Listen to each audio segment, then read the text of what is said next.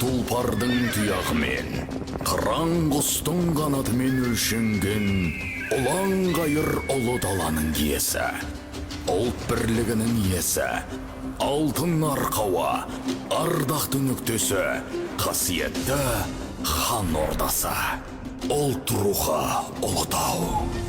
Береке мен бірліктің биіктігі, бабалар аманаты, ұрпақ ұраны, ұлт ұясы Ұлытау.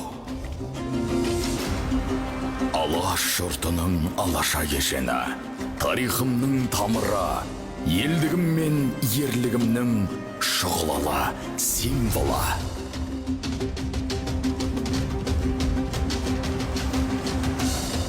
Көк аспанның астында, қара жердің үстінде үстемдік еткен көрегендік пен кемелдіктің көркем көрінісі. Асқақ бабаларымыз айбынын асырған, ару аналарымыз алтын тостаған мен нәр ұсынған ұлы дала.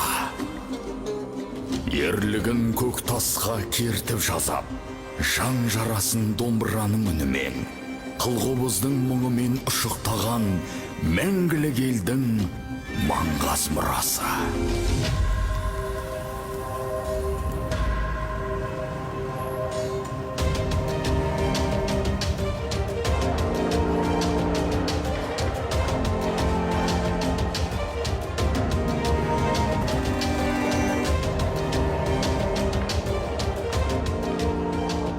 Жер жаһанға әмірін жүргізген ұлы қаған Шыңғыс ханның тұңғыш ұлы.